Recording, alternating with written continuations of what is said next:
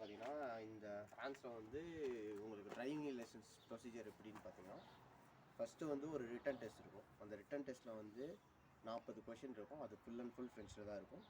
நீங்கள் 35 mark minimum எடுக்கணும். அதுக்கு வந்து ப்ரிப்பரேஷனுக்கு வந்து ஒரு வெப்சைட்டில் ரெஜிஸ்டர் பண்ணி அதில் புக்ஸ் இருக்கும், அதை நீங்கள் படிக்கணும். ஃப்ரெஞ்சில் தான் இருக்கும். அது நீங்கள் படிச்சுட்டு அது உங்களுக்கு ஓகே அப்படின்னு படும்போது நீங்கள் போய் எக்ஸாம் எடுக்கலாம். எக்ஸாம் எடுக்க 30 யூரோ. ஒரு டைம் எக்ஸாம் எடுக்க 30 யூரோ. எத்தனை தடவை வேணால் எடுத்துக்கலாம். எனக்கு பாஸ் பண்ணுறதுக்கு 6 டைம் ஆச்சு. ஏன்னா ஃப்ரெஞ்சு அது போக லக்கும் வேணும். ஸோ அது கொஞ்சம் அவ்வளோ கஷ்டமாக இருக்கும்னு சொல்ல முடியாது. பட் மல்டிபிள் ஆன்சர்ஸ் இருக்கிறனால கொஞ்சம் கன்ஃபியூசிங்காக இருக்கும். ஒன்ஸ் நீங்கள் இதை பண்ணிட்டீங்க அப்படின்னா நீங்கள் போய் ஒரு டிரைவிங் ஸ்கூல் ரெஜிஸ்டர் பண்ணலாம். நீங்கள் ஸ்டார்டிங்லேயே ரெஜிஸ்டர் பண்ணலாம், பண்ணிக்கலாம். டேரெக்டாக கோடே வந்து அதாவது இந்த ரிட்டன் டெஸ்ட்டே வந்து நீங்கள் டிரைவிங் ஸ்கூல் மூலியமாக பண்ணலாம். இல்லை நீங்கள் ரிட்டன் டெஸ்ட்டை வந்து தனியாக நீங்களாக பண்ணிவிட்டு போய் டிரைவிங் ஸ்கூல் அதுக்கப்புறம் சேரலாம். டிரைவிங் ஸ்கூலில் நீங்கள் போய் சேரணும்னு நினச்சிங்கன்னா அதுக்கு வந்து வெயிட் டைம் இருக்கும். நீங்கள் போயிட்டு ஃபஸ்ட்டே பாஸ் பண்ணிட்டேன்னு நீங்கள் போய் சொன்னீங்கன்னா அவங்க உங்களோட இதை வாங்கிட்டு டாக்குமெண்ட் வாங்கிட்டு ஒரு 6 months 3 to 6 months வந்து வெயிட் டைம் இருக்கும்.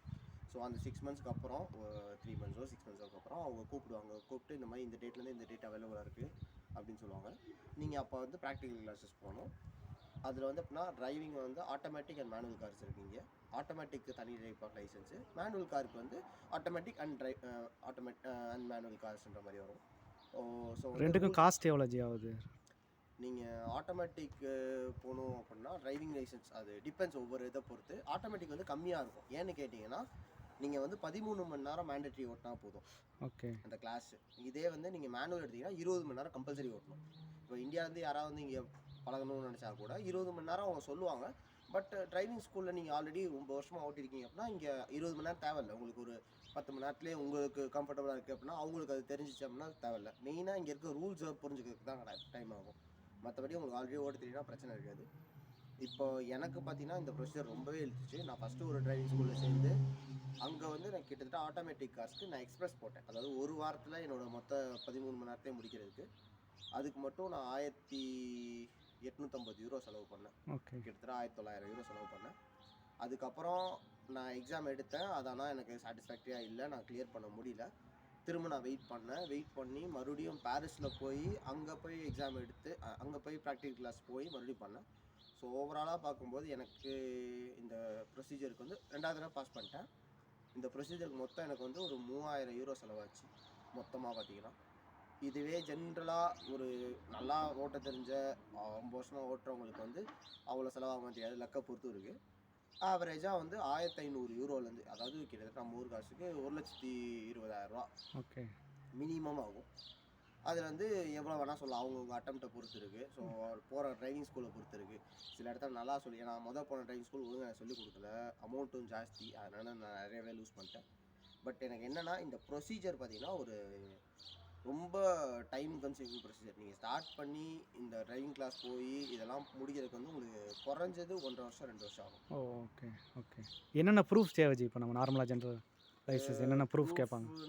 இங்கே வேறு எதுவும் பெருசாக இல்லை. பாஸ்போர்ட்டு விசாவுக்கு அடுத்து நீங்கள் இதுக்கு அப்ளை பண்ணிக்கலாம், எக்ஸாமுக்கு அப்ளை பண்ணுறதுக்குலாம் அது போதும். ஆனால் டிரைவிங் ஸ்கூலில் போகிறதுக்கு முன்னாடி ஒரு ஆன்லைனில் ரெஜிஸ்ட்ரேஷன் இருக்கும். அதில் ரெஜிஸ்டர் பண்ணால் தான் நம்ம வந்து அந்த ஒரு நம்பர் கொடுப்பாங்க. அந்த நம்பரை வச்சு தான் நீங்கள் வந்து அந்த ரிட்டன் டெஸ்ட்டை எழுத முடியும். ஓகே. இல்லை டிரைவிங் ஸ்கூலில் போனால் எது வந்தாலும் அவங்களே பார்த்து கொடுத்துருவோம். ஓகே. எதனால் ஏ ஸ்டிக்கர் ஒட்டியிருக்கீங்க ஜி உங்கள் காரில்? இப்போ வந்து நம்ம ஊரில் இருக்க மாதிரி இப்போ எல் போர்டு மாதிரி இந்த ஊரில் ஏ போர்டு. நம்ம ஊரில் எல் போர்டு எப்படின்னா நீங்கள் எல்எல்ஆர் போட்டு 6 மாதத்துக்கு வந்து அதை போட்டு அதுக்கப்புறம் நீங்கள் லைசன்ஸ் வாங்கணும். இங்கே எப்படின்னா நீங்கள் வந்து இப்போ டேரெக்டாக லைசன்ஸ் கொடுத்துருவாங்க. ஆனால் என்னென்னா நீங்கள் 3 வருஷத்துக்கு ப்ரொபேட்டரி பீரியடில் இருப்பீங்க. ஸோ 3 வருஷத்துக்கு இந்த ஏ ஸ்டிக்கர் வந்து எடுக்கக்கூடாது. ஏ ஸ்டிக்கர் கம்பல்சரி போட்டுருக்கணும். அது போகணும்னா இங்கே பாயிண்ட்ஸ் கணக்கு எடுத்தோடனே இன்னும் உங்களுக்கு 6 பாயிண்ட் கொடுப்பாங்க. நீங்கள் பாஸ் பண்ணும்போது வருஷம் முடியும் போது உங்களுக்கு 2 பாயிண்ட் இன்க்ரீஸ் ஆகிட்டோம். ஸோ 3 வருஷம் முடியும் உங்களுக்கு 12 பாயிண்ட் இருக்கும்.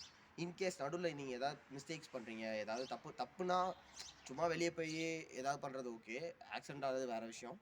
ஆனால் ரூல்ஸை பிரேக் பண்ணீங்க அப்படின்னா பாயிண்ட் குறைஞ்சிக்கிட்டே வரும். ஸ்பீடிங் லிமிட்டு இது எல்லாத்துக்குமே பாயிண்ட் குறையும். ஸோ பாயிண்ட் குறைஞ்சி 6 பாயிண்டில் இருக்குது 0 ஆயிடுச்சு அப்படின்னா நீங்கள் வந்து லைசன்ஸ் சரண்டர் பண்ணிட்டு திரும்ப எக்ஸாம் எழுதி திரும்ப ஒரு ப்ராக்டிக்கல் கிளாஸ் போய் எக்ஸாம் எழுதி அதுக்கப்புறம் மறுபடியும் பாஸ் பண்ணுறது. அது வந்து சஸ்பென்ஷன் சொல்லுவாங்க. ஓகே. அந்த பிரச்சனையும் இருக்குது. ஸோ அந்த 3 வருஷத்துக்குள்ளே உங்களுக்கு ரூல்ஸ் எல்லாம் நிறையா மாறும். நீங்கள் குடிக்கவே கூடாது, குடிச்சிட்டு கார் ஓட்டவே கூடாது, 0% ஆல்கோஹால். அதே மாதிரி அந்த ப்ரொபேட்டரி பீரியடில் இருக்கும்போது உங்களால் வந்து 120 ஹார்ஸ் பவருக்கு மேலே இருக்க வண்டியை வாங்க முடியாது. ஓகே. இப்போ வந்து இது வந்து 110 ஹார்ஸ் பவர். ஸோ அதனால் நான் 120 ஹார்ஸ் பவர் வாங்கினேன். ஆனால் 120க்கு மேலே இருக்க எந்த ஒரு காரையும் நீங்கள் ஓன் பண்ண முடியாது. வேறு யார் பேர்லையாவது வாங்கி ஓட்டலாம். அதே மாதிரி யங் டிரைவர் அப்படின்னு சொன்னால் 3 வருஷத்துக்கு வந்து உங்களுக்கு அந்த ப்ரொபேட்டரி பீரியடில் இருக்கும்போது இன்சூரன்ஸ் வந்து பயங்கர ஜாஸ்தியாக இருக்கும். ஓ. இப்போ இந்த காருக்கு வந்து என்னோட இன்சூரன்ஸ் விலை மட்டும் 130 ரூபா நான் கட்டிட்டேன் பர் மந்த்து. Per month. அப்படிங்க. ஓகே. ஸோ இது அதை ஏற்ற மாதிரி நீங்கள் இப்போ இந்த காரோட வந்து கிட்டத்தட்ட ஒரு லக்ஸரி கார் ஃபீச்சர் வரும். அதனால இது ரேட்டு ஜாஸ்தியாக இருக்குது. எப்படி பார்த்தாலும் குறைஞ்சது பர் மந்த் வந்து 80 ரூபாலேருந்து 60 ரூபாலேருந்து 80 ரூபா வரையும் கட்டுற வரையும் வரும். ஓகே. அதே மாதிரி மொதல் 3 வருஷத்தில் நீங்கள் எந்த பிரச்சனையும் பண்ணாமல் இருந்தால் அடுத்து வந்து நீங்கள் உங்களுக்கு ப்ராப்பரான இந்த ஏ போர்டு எடுத்துடலாம். அதுக்கப்புறம் வந்து உங்களுக்கு ரூல்ஸ் மாறும்.